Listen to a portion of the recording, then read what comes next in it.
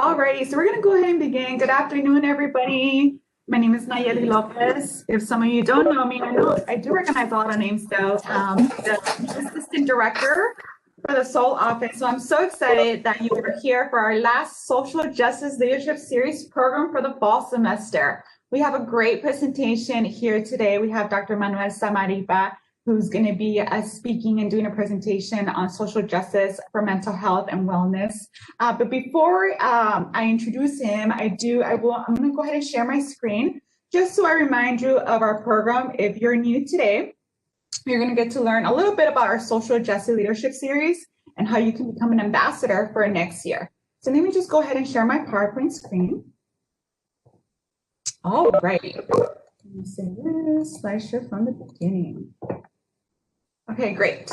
So about Social Justice Leadership Series, this is a new initiative that we just started this fall semester. I'm very passionate about social justice, diversity, inclusion, and equity work. So I really wanted to bring this into our institution. Nationally, institutions have had a rise of reports of discrimination and student protests where they feel their voices are not being heard. Institutions do face social justice issues and inequities, and they have been facing this for a while. But we've had a rise recently. And so in order for our institution, for TAMU, to live up to its mission, we must continually provide these resources for you and support you in any way that we can. We must have a critical eye on where our institution stands and how we can effectively provide you opportunities. So through our Seoul office, Student Orientation Leadership Engagement, this program is an effort to incorporate values of service, respect. We want to encourage personal growth around a variety of individual identities and power dynamics. So in a little bit, we'll be going over the definitions of power privilege and oppression, which is a lot of our common themes throughout our programs throughout the year. And so just so you know, through the Social Justice Leadership Series, throughout the year, we have different programs regarding Heritage Month events, such as Latinx Heritage Month, Arab Heritage Month coming up next in the spring semester. And so we also have a variety of programs. So these programs, again, will provide you a space and resources to have conversations, to invite speakers like Dr. Manuel Samaripa today to really reflect and encourage you to provide dialogue and ask questions. And so that's a little bit about the Social Justice Leadership Series. So you could become an ambassador. You can become a social justice leadership ambassador. So what do you have to do? You have to attend 6 out of the 12 social justice programs that we have for this academic year. And so I do see a lot of familiar faces and a lot of familiar names today. And so a lot of you have already attended the 6. So you can already apply to become an ambassador. These positions will begin in the fall of 2021. And so a few of the benefits will be that you'll be recognized at our annual Emerging Leaders Celebration. You will be receiving a medal. And so there will be more information regarding this, but this is something very powerful and a great leadership opportunity for you. So a couple of the definitions, social justice, the way we have been defining it in the Seoul office is the inclusion of everyone and the full benefits of society and empowerment of people to participate fully in the economic, social, and cultural life of the country. So the key word is everyone. We really want to empower people to participate fully in the variety of ways. Power. Power, we define it as the ability or official authority to decide what is best for others. The ability to decide who will have access. So the key word is access to resources, and the capacity to exercise control over others. And so this is based on some research and theory. These are some of the definitions that we base it on. Privilege. It is unearned access to resources only readily available to some people as a result of their advantaged social group membership. And so privilege can be looked at in a variety of different ways, whether it be skin color, socioeconomic class. There's a lot of different privileges. And oppression. Oppression is a system that maintains advantage and disadvantage based on social group membership. So based on the social group memberships, it operates intentionally and unintentionally, intentionally and unintentionally on individual, institutional, and cultural levels. So oppression can be looked at in a variety of different ways, again, depending on the cultural and individual level. So that's a little bit about our definitions that we usually like to review this right before the presentation, because I want you to think about, as you hear Dr. Samaripa today and for future programs, and really think about privilege, power, and oppression and how that plays into our programs and into our everyday life as a student leader on campus. So now I'm going to go ahead and introduce Dr. Manuel Samaripa. LPCS is a director and co-founder of the Institute of Chicano Psychology based in Austin, Texas, where he conducts community workshops as well as professional development training for educators and mental health professionals on issues related to Chicanx, Latinx wellness, and hopefully I'm saying that correctly, cultural identity, mental health, and cultural revitalization from a Chicanx affirmative framework. He's also Associate Dean of Counseling at Austin Community College District, where he coordinates the delivery of mental health services to the student population. He also assists with the behavioral intervention team and leads the district's suicide prevention and crisis response efforts. Dr. Samaripa has presented at national and state level presentations and trainings in psychology and education on issues of Chicanx, Latinx well-being, cultural responsiveness, social justice, psychosocial factors of academic achievement, and leadership. His publications, he has peer-reviewed journal articles and book chapters, focuses on counseling, assessment, and teaching of Chicanx and Latinx populations. His 20 years of clinical experience includes working with individual adults, adolescents, couples, families, in community and education settings, both rural and urban. And this includes a variety of economic and cultural backgrounds. He is a licensed professional counselor and approved supervisor and received his PhD from the University of Wisconsin-Madison in counseling psychology, his MS from Our Lady of the Lake in counseling psychology, and his bachelor's from the University of Notre Dame in psychology. Please help me welcome Dr. Manuel X. Samaripa. Thank you so much, Naili. I appreciate it. Thank you for that introduction. And hello to everybody. Thank you all for being here. I'm really happy to be able to share this space with you all and spend the next hour or so talking about such an important topic. I mean, just the foundation of social justice in our society, and how crucial that is, as we can see. And then also about connecting that movement and connecting the ideas of social justice to our wellness, our well-being, our mental health, and talking to you all, to students right now in this time of your life where you are making those choices about how to impact your family, your community, the world, in what you're going to do from this point forward. So all really exciting pieces to our time here together right now. I'm going to start. I do have a PowerPoint I can share with you all. So let's see here. Let me share this. And then let me get the slideshow. Okay. And then I think, hopefully there's some times to maybe pause and see if people write some stuff in the chat, or maybe have some questions, or we'll have time. Perfect. Yeah, good. So one of the things that I often talk about is that the foundation of our wellness, our health and our mental health, is social justice. If we have that in our society, in our community, then with that, of course, comes, as we were saying, access to resources, access to support, access to benefits. So all of that, we know, all those aspects are crucial in our overall holistic wellness and well-being.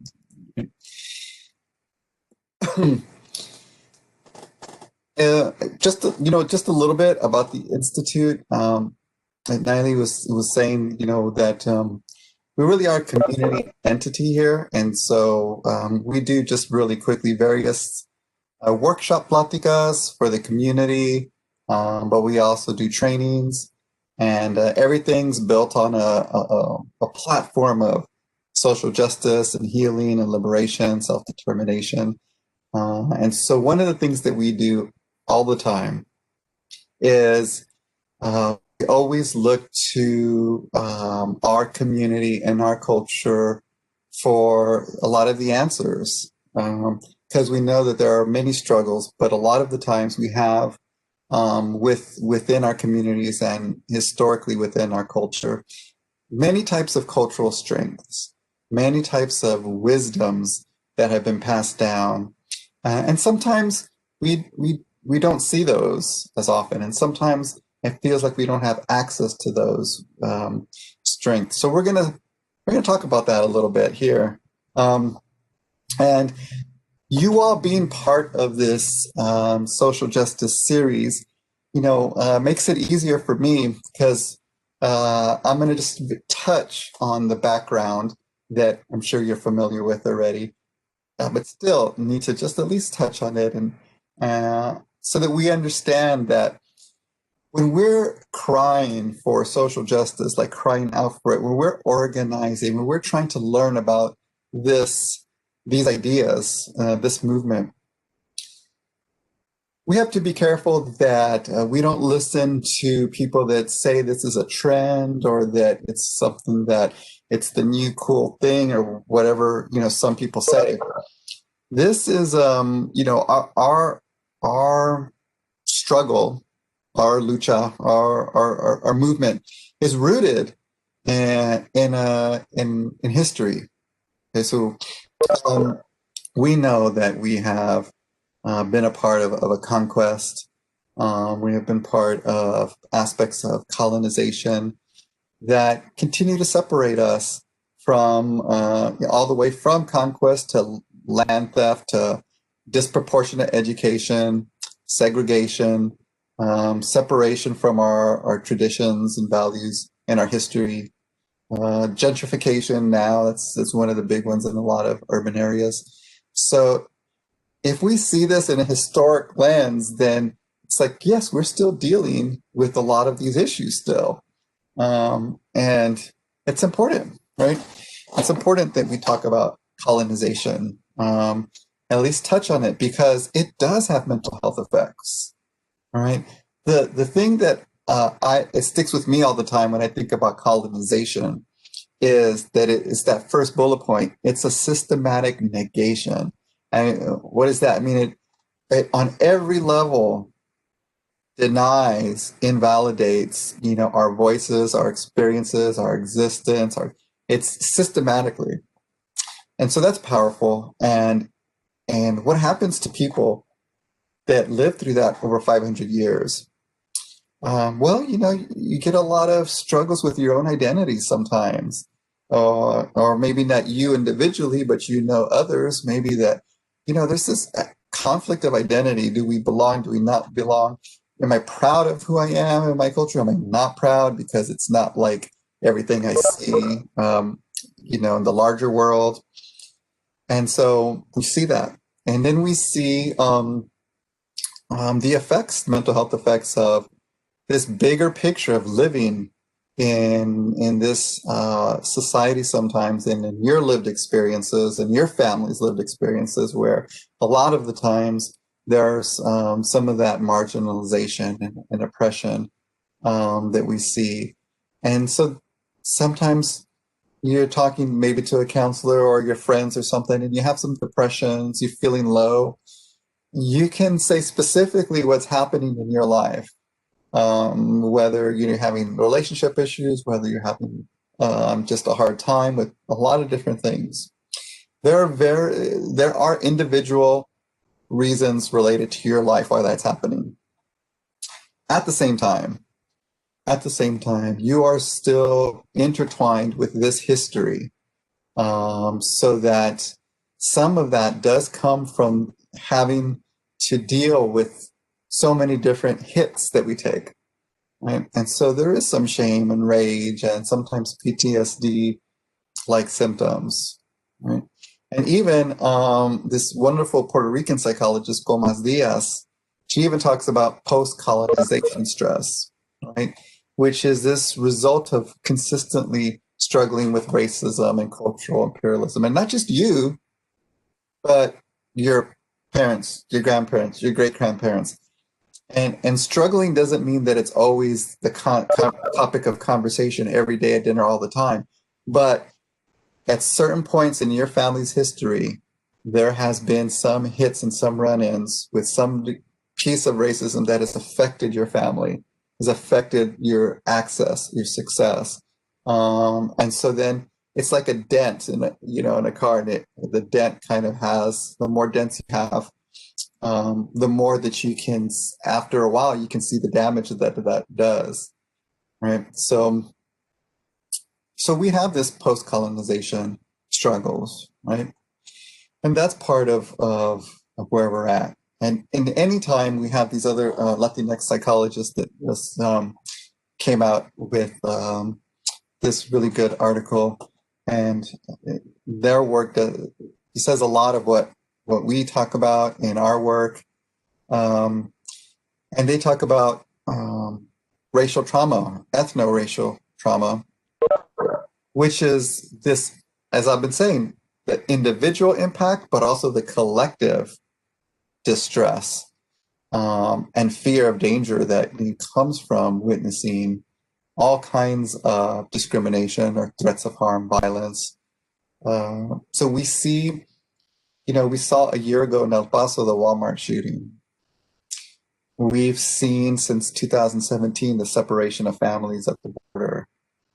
And before that, and before COVID, we have seen in the last 5 years, there have been more anti-immigrant, for example, policies and laws passed than at any other time. And so we have seen people struggle with anxiety and phobias about driving because they don't want to get pulled over. And not even just immigration status, just, the color of their skin, and not wanting to take their kids to school because they're not sure what they'll encounter. So there's been various layers related directly to people's culture, their background, that then kind of has this ripple effect, right? And sometimes we see these as, also maybe microaggressions, which I'm sure is something you talk a little bit about, right? So, I mean, the thing with microaggressions is microaggressions don't always mean small. It doesn't always mean little. It doesn't always mean unintentional slights or insults. It can be very direct and it can be very clear. What microaggressions means usually is that it happens on a person-to-person level or a small group to a person, as opposed to laws or policies, which are macro levels of discrimination and racial prejudice, right? So microaggressions are those everyday, common, daily place verbal hits that we can take. And sometimes they can be unintentional. Sometimes they're not. The thing with microaggressions is that it's like being hit with a very hard, cold raindrop or a pellet. Something small that's annoying when it hits you, but maybe it pinches a little, but it's fine when it's one drop, right? But when you consistently have something pelted at you, at your face, maybe one day, maybe 5 one day, maybe it's been a few days and nothing hits you, but you're used to it. And this happens for years and years and years. Then you start to feel that impact. And then sometimes you can't regulate your tolerance level and your stress level. And somebody may say something that could be insulting, but someone will get very upset about it. They will become enraged or get very hurt. And then to other people, it looks like you're overreacting. It looks like it's not proportionate to what happened. Like, yes, what they said wasn't wasn't nice, or maybe it was racist, but it wasn't a full-blown attack. You know, I don't understand why you're having this reaction and this response. Well, a lot of the times it's because that's not the first time, right? Or, you know, that's not the first time that day, or that's been happening over years. So we're familiar with that saying, the straw that broke the camel's back. It's just one other pelt. And sometimes that's it, you know, that pelt was one too many. And we feel the effects of that, right? So, you know, microaggressions can be any of these common phrases or sayings that a lot of us encounter in a lot of different ways, right? And these have an impact on our sense of self, our sense of self-esteem, a development of a positive identity, and if you do ever connect with any type of mental health support or a counselor, all of these experiences that, you know, someone might have is definitely going to be related to any anxiety or depression or anger that you may be experiencing, right? So some of you may have seen these before, perhaps, but this is a project they did where they asked students to write down things that people have actually said to them. There's more, plenty more, but so when we have these experiences, um, as we said, it can impact us in a lot of ways, including the way we build relationships, right? Think about just, you know, having a good, healthy relationship, whether it's a friendship or any other type of relationship. If something's going on in your life that's not so great, you want that person, that friend, or that partner to be empathetic to you, to try to understand where you're at, you know, to try to put themselves in your shoes, right? But if people are denied that sense of empathy, then they might become negative. They might become negative toward relationships. They might become distrustful. And we've seen that, I'm sure, many of you. So this is the same thing when it comes to, you know, this chronic exposure, as it says, to actions and words and negative images based on race or gender or class, any pieces of our identity, right, that stereotype us. The more we're exposed to that, the more that for some people, it can raise self-doubt, right? And for others, it can raise anger. And it also makes it difficult to then, in our own personal relationships, sometimes learn how to be empathetic to our friends or our partners or other people, because at a core level, we have some self-doubt about who we are based on these negative images, right, or negative words. So all of this, you know, it seeps into our experiences. So that means that sometimes the wounds that we have, the individual wounds, the family wounds, the relationship wounds, are also cultural wounds, right?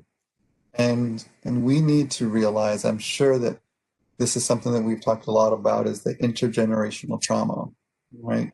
Trauma that's been passed down over generations, patterns of behavior that a lot of the times came from survival. But then we didn't need those patterns of behavior for survival anymore. Maybe they were harsh, you know, patterns. Maybe weren't always the best in terms of overall support, but we needed them at a time maybe to survive. And then when things change, families usually don't have like a coming together meeting and say, these are the patterns we picked up from having to survive this generation. now that we are done with this, I'm going to stop acting in this way. And now, mijo, mija, our friends, now you don't act this way anymore, because we have to put away those patterns of behavior the way you put away old toys. Families don't have those conversations. They're not aware of that. And so the situations change, but the patterns remain, and the patterns are passed down. And a lot of them are not always the most functional. And so part of the social justice message in that is for all communities that have had a history of marginalization to really be careful when we see those negative patterns and we attribute them to our cultural values. Because although they have become part of our cultural patterns of behavior, they don't emanate from what we value as a culture. They emanate from societies that have struggled to survive, who have been marginalized, and who have had to respond in ways that maybe aren't the most supportive or the healthiest. And then those patterns continue. So that's an important distinction, because you don't want to have that internalized oppression. You don't want to do the work of the oppressor in your own families, in your own culture, which is to say, we have to just be cautious about saying, oh, my culture doesn't value this, or my culture has a value of doing this negatively and that negatively. While those behaviors may definitely be patterns handed down and things that we need to address, I think we need to remember that they originate from reacting to prejudice and oppression and marginalization. And so communities had to react to that. And it wasn't always, the healthiest patterns don't always develop when you have to react in that way. So with our intergenerational trauma, we need multi-generational healing. And that means that we need to be patient with ourselves. It means we try to do the healing for ourselves in our time, in our generation, in our lifetime, but that we realize that it's going to take several generations for that healing to really be integrated into our communities. Because not only do we have intergenerational trauma, we do also have intergenerational wisdoms, which we'll talk about, in intergenerational strengths. I think those are really, really important, and we're gonna explore that a little bit. And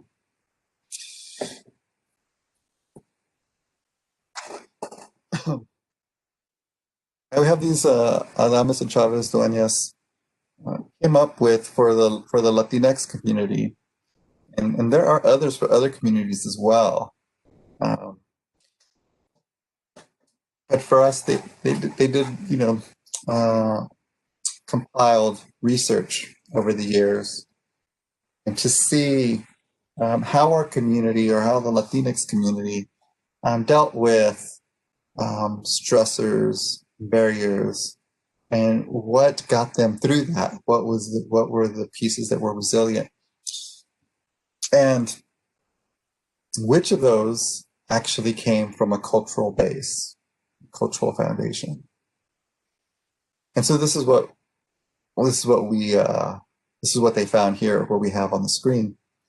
Came up with 7 psychological strengths, and so we see, and we'll talk more about them. Let me see if I think, we'll talk more about them, some of them. But so we have determination, which is not just will but courage. We have esperanza, which is not just hope and faith and desire, but having all that even in the most difficult situations. We have adaptability, which means not only that we adapt to the situation we're in, but that we're able to thrive. We're able to find some movement forward. Strong work ethic is not just working hard, which we have, but that we try to put value in our work, no matter what the position is.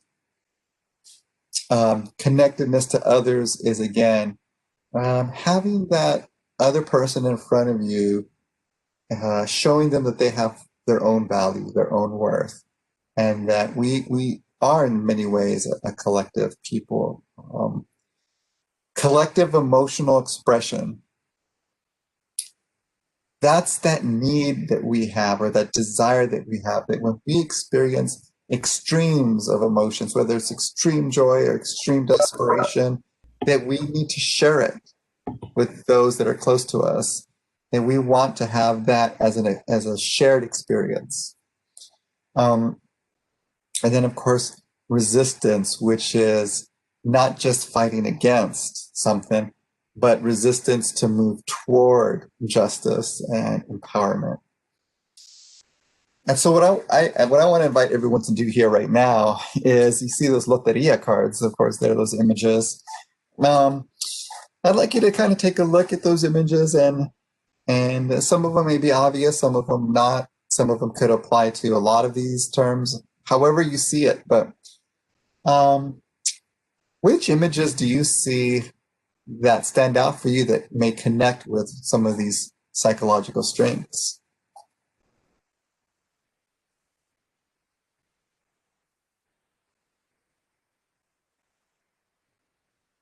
You can put it in the chat, or you can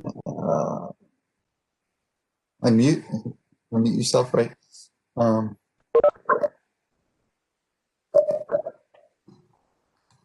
Christina put El Valiente, determination. Okay, very nice. Anybody else? Kathleen put Esperanza to El Valiente. Valiente as well. Okay. El Valiente, powerful. El Mundo is the collective emotional. Nice.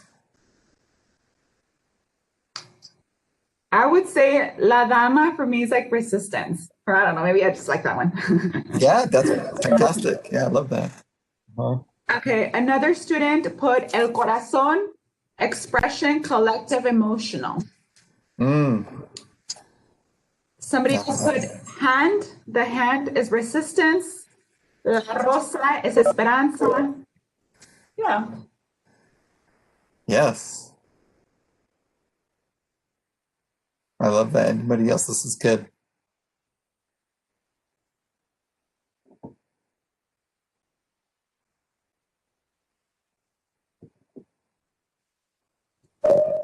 Somebody put El Catrín is strong work ethic. Yeah. El Árbol, the tree El Árbol is adaptability. Nice. Yeah. La Dama, expression.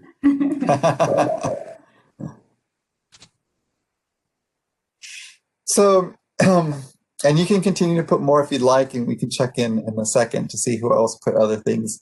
But what I love about this, just small exercise that we do here is that what we're doing is we're looking at symbols that we're used to seeing, and we're trying to notice what may have always been there that we didn't notice in terms of these psychological strengths. And some people see the same symbol for different strengths, right? That's exactly the way it should be. But we can see but sometimes there are strengths that are there that we cannot see, not so easily, unless we stop and pause like we're doing now.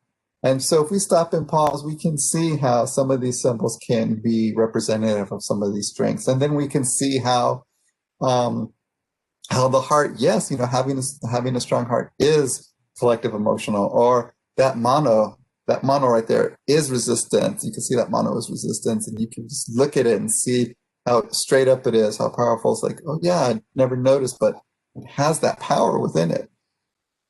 That's what we need to do with each other. We need to do with you and your friends and your family and your community, is we look at these strengths, and sometimes they're not as evident.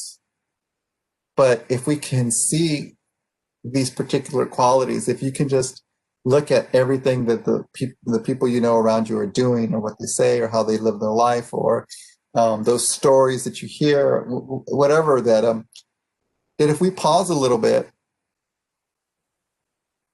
we might be able to see some of those strengths that are already present.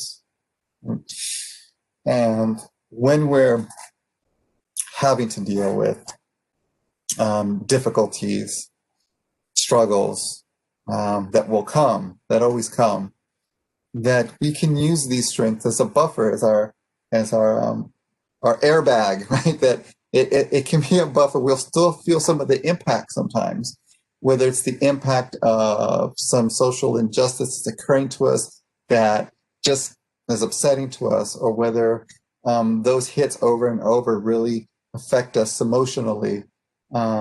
These strengths that we have can act as a little bit of a buffer. And we need to pay attention to them, remind ourselves of them. We need to water them. We need to attend to them. We need to remember that these are present in our lives. So, so a piece in our field, of course, is liberation psychology.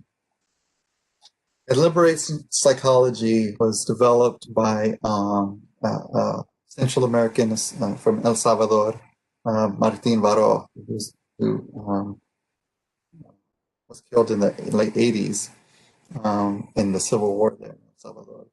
He was a Jesuit priest and a psychologist. And so he developed this notion based on his experiences with his people that psychology can be a sanctuary discipline, can be a discipline that can move people and be a part of moving people toward their social justice experiences, their lives.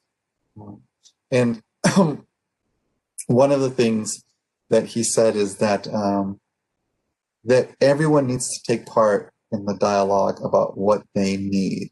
So this can be when you're organizing what your group needs, what your community needs, but for you also individually, what do you need? What do you need to stay strong and healthy and steady, right? And that people need to understand, as we're doing here and you have been doing, what are the systems in place that keep us from achieving our full potential, right? And how can we envision the world differently in a more just way? And that once we have these understandings, that it will replenish us. Once we move through these and we have these understandings and we work together toward movements that facilitate our empowerment, that it helps replenish our sense of self, our sense of agency. Because a lot of the times what happens is that people in communities don't believe that they can make a change in things. And if you can't believe that you can make a change in a larger sense, then sometimes that means you feel like you can't make a change within yourself as well. And so this helps kind of move that forward. And so for us, when we're talking about our well-being and our wellness, and we're talking about healing, that means that healing is also an act of resistance. We need to actively resist those aspects of oppression, those negative pieces of privilege that Naomi was talking about, and the oppressive ways in which people use their power. We need to move forward. You know, we're talking a lot these days about being actively non-racist, right? Anti-racist, being actively anti-racist, right? So that's this idea that we need that as well, not just reactionary resilience. And reactionary resilience is just, all that means is that that's usually like, if you've been through a trauma or difficult time, then we try to help heal our reactions to future triggers, to future things, so that we can build resilience, so that anytime we encounter things that affect us, we can be stronger. That's our individual healing. That's important. But in the larger sense, we also need an active resistance. So we need both of those pieces if we kind of want to move toward an overall shift in our wellness as a community and our well-being. And so we need to, of course, understand when there are collective assaults that require a unified response.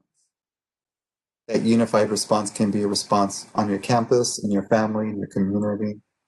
A lot of us are joining together online across the country in a lot of different ways. In terms of mental health specifically, that would mean that we would do what we were talking about earlier, which is look at your individual issues, your problems, but also understand that there's a larger historical context to the struggles that a lot of people are working through from communities that are marginalized. Right?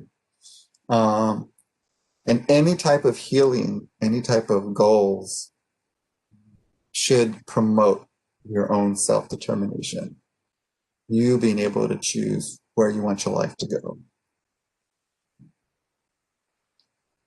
And that actions, any actions towards change really, again, need to look at the institutions and the systems that have policies and practices that maintain the status quo. We have already seen other cities, and we've seen other mental health fields already declare that racism and social injustice are mental health issues. And those are issues that are being now given the attention that they deserve in terms of how they impact how we feel on a day-to-day basis.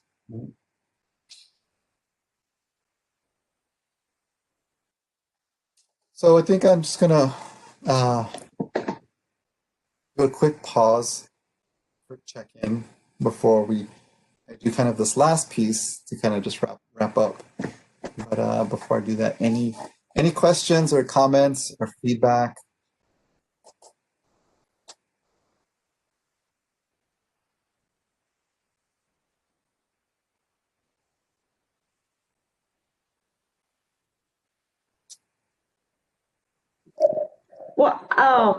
While we wait for students to type in y'all can type in the chat or you can speak up.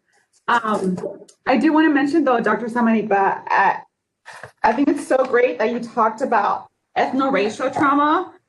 Me being a woman of color, a Latina, when I moved up to Boston, I went to a predominantly white institution for my graduate program. And looking back now after everything you talked about, I mean, I think I definitely had ethno-racial trauma. I had microaggressions thrown at me every day in a white place. I was the only person of color, only Latina. And so I remember, obviously, I had a lot of anxiety and stuff, a lot of microaggressions. And so I can definitely relate to ethno-racial trauma and like the huge impact it has on an individual. It's like very tough, but I'm so glad you talked about that because I think it's very crucial. Thank you. Thank you for mentioning that because, of course, you know that experience is something that other women of color, Latinas, and face when they move to places like that where they're the only person, they're the representative, very white spaces, and it's a harsh reality. And thank you for sharing that. Yeah. So, no, go ahead. Fernanda on the chat put, I like the use of loteria images and making the connections. Oh, okay. Thank you. We also have Christina put, she has a question. Can you give us some tips of how to stop change oppression? Also, like Ms. Lopez, I have undergone microaggressions. How can we deal with the impotent feelings? Mm-hmm. Yeah. I think one of the things that needs to happen is that we need to remember our strength in the collective. We need to be able to rely on each other, and we need to be able to depend on each other in relationships that are healthy, relationships with good boundaries. And I'm saying that because one of our strengths is our interdependence and our shared sense of experiences. And that is something that I think we draw strength from. But of course, we always want to rely on people that are reliable, that where there's a good, equitable relationship there is a healthy one. But where you see that, I think that's going to be really, really important. Talk with people that validate your experiences, people that won't question, is that really real? Was it that much? Why do you feel so sad or frustrated?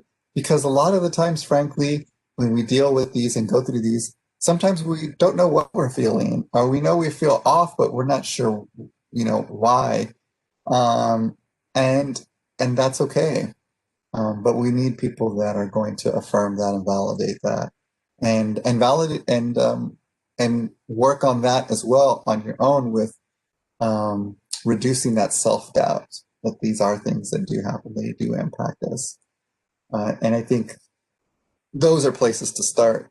And some of what I'm going to talk about right now too, which is moving toward a sense of empowerment and self-determination. Some of the things that we need to look at individually and as a community. We have two Latina psychologists actually, that put this together a while back. And one of the things is finding ways to increase our sense of self-efficacy. Self-efficacy, of course, being the belief that we can accomplish things successfully, that we can do things on our own, and that we have that ability to do it, right? So we need to make sure that we facilitate that, grow that, water that, tend to that sense of our own self-efficacy and build on it. Because in order to have that resiliency we need to have a sense that we can move past some of the hits that we take. Sometimes it takes longer, but that we can move forward. Because we're gonna take hits, we're gonna experience failures. And that's when we need to reach deep within that well belief in ourselves. And the way we do that is we continue to increase the sense of our ability to follow through and move through and affect change. The second piece is we've been talking about too, pretty maybe a little indirectly, but developing a sense of group consciousness, a sense that what happens to you happens to me, whether it's good or bad, a sense that we're in this together, an idea that disenfranchised communities, different communities in different ways, even though they may have different histories, that community shares a history. And we are not just, as people say, a person isn't an island unto themselves, right? We are not islands unto ourselves. That we have our individual lives, of course, but that we are connected to each other, to our community, to the groups that we belong to. The third thing is reducing self-blame, as you're relating to. Realize that if there is stigma about one's identity, that those are things that are placed onto us by society, those negative images. And so sometimes we don't accomplish what we feel we need to. Sometimes our family doesn't, or our community doesn't, or things happen to our community, or they happen to us. And we start to wonder, well, I guess I just wasn't good enough, strong enough. Or we may start to wonder, what did I do? What was I doing wrong? How come I don't live up to that standard? It must be some kind of deficit. Maybe it's a deficit within me. Maybe it's a deficit within my culture, within my family, within my group. And so that is what systemic oppression does. It facilitates that internalized racism, internalized oppression. And it increases our ability to blame ourselves. So we need to reduce that self-blame. We need to realize that we're connected to much larger structures and experiences. And at the same time, the only way we're going to change is if we take ownership of that change. So we need to reduce the self-blame. We need to not blame ourselves about things that happen within the structure, about our apparent lack of ability and all these things. And at the same time, we can't always see our full self as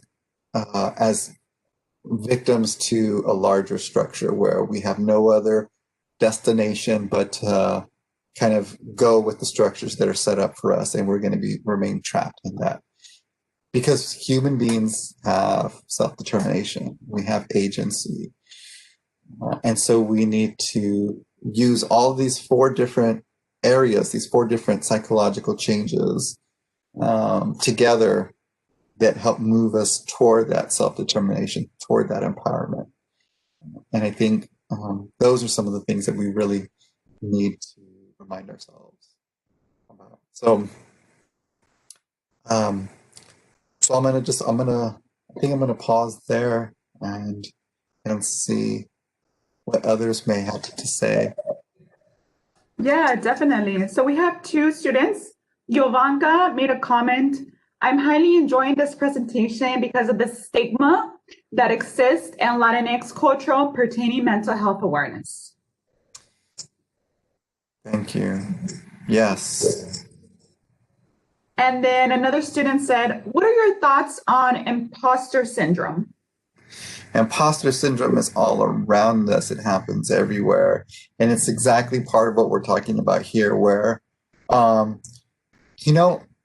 imposter syndrome actually makes sense, and it's very logical that it comes up because the structures are set up to teach us that we don't belong in certain areas, that we don't belong with certain success, to have certain successes, and that the way we talk, the way we look, the way we walk, the way we remember, the way we speak, the way we learn is not acceptable completely in the dominant mainstream way of knowing. So I may know that I'm good at something, that I'm accomplished at something, that I'm smart at something, and I may know it to a certain point, but then when I reach a certain level of achievement where you're in the club, so to speak, then that's when imposter syndrome hits and it says, wait a minute, you don't belong here. And it'll tell you why. No one else is like you around here, or very few people. And sometimes the ones that look like you don't act like you anyway. And how much of a history do you have of somebody like you that talks that way and acts that way? What history is not showing you that you have enough of a root in this type of success. So those oppressive structures are set up so that, of course, by the time we get to that place, we're going to question ourselves. And one of the things that also keeps us in that self-doubt is throughout, any type of major institution. A lot of the times, the structure, the power structure, allows maybe 1 or 2 people from disenfranchised groups. Maybe not token, quote unquote, but enough so that no one can say that they've never had anyone there. They just have, a little bit of color, a little bit of difference, a little bit of diversity. But it's still not rooted, right? It's still not something that's been there long enough. So we doubt ourselves, and that's really what it is, which is why we need to validate our experiences, validate what we're feeling. We need to reduce that self-doubt, that what we're going through is real, what we're experiencing is real. And that is how we try to move past some of those blocks that come up. And in terms of mental health care, one last thing I'll say is that specifically, there is a great stigma in our community and in a lot of communities, the Latinx community and other communities. Um, and even though it's more accepted, in the larger white community in the country, you still hear a lot of jokes and a lot of stigma about mental health throughout the country. So it's not just, marginalized groups or, for example, the Latinx population that has a stigma around mental health. That's a trap. Again, it's another trap to fall into, to say that why can't our community get on board with things that are good for us? There is stigma, and it is higher in our community, but make no mistake that there is tremendous amount of stigma in a lot of communities, particularly a lot of white communities, a lot of Southern communities. It's everywhere. We have not yet achieved, a no stigma zone. And remember this, even though it's true that modern mental health services and psychology and therapy didn't develop in a modern way with us in mind, or with marginalized people in mind, or poor people in mind even, while that's true, don't forget that in particular for Latinx populations and other indigenous populations and African and African American populations, that ancestrally our ancestors knew the power of healing through talk. People would go to their elders. They would go to a person that was charged with being the counselor. They would go to a circle and they would talk about what we now call our mental health or our emotional struggles. There was no stigma about that. It was part of what our people did. We went to each other, and we knew that talking through things was healing, was liberating. And there's much evidence about this. There's things that we covered in codices and in old writings that tell us that this was something that our people did. So we need to take back this notion that therapy is a white people thing, for lack of a better word. I mean, it is currently in the way it's been developed, but we need to reach back beyond, the memory of our mothers, our grandfathers, and our great grandfathers. We need to reach beyond that and realize that our ancestors had this wisdom, that they knew that we needed to share things with each other. We needed to talk through things to heal. And so, so we have a stake in this whole, what became therapy. In some ways it is part of our cultural legacy. I think I'll just stop there. All righty. So thank you so much, Dr. Manuel Samaripa, for your presentation. Let's go ahead and give a virtual applause or snaps for Dr. Manuel Samaripa. Thank you. Thank you. Yeah, we have virtual claps. So at this point, because we're almost out of time, we're going to do a couple of things. So don't leave yet. I'm going to post here the survey. So please take a couple minutes. The survey is there. Go ahead and click on the survey, please.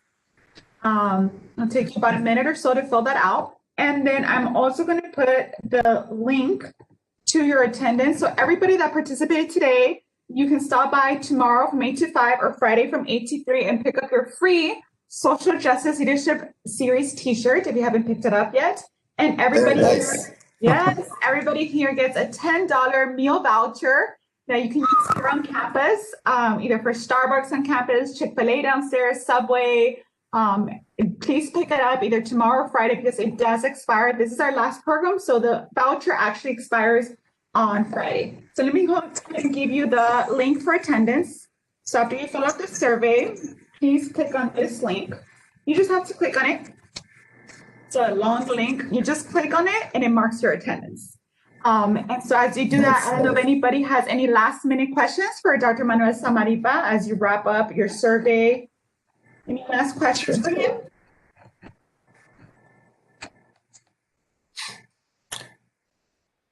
And, if you do have questions, please, And if you ever want to contact us or see what we're up to, you can always follow our webpage, which is rasapsychology.org.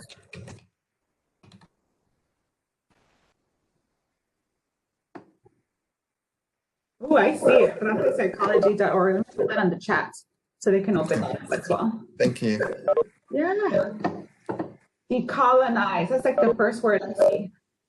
Yeah, we're gonna in January, Naomi, maybe I'll email you this as a reminder, but Yeah. we're gonna start a 6-session online course on Chicano psychology, Chicanic psychology.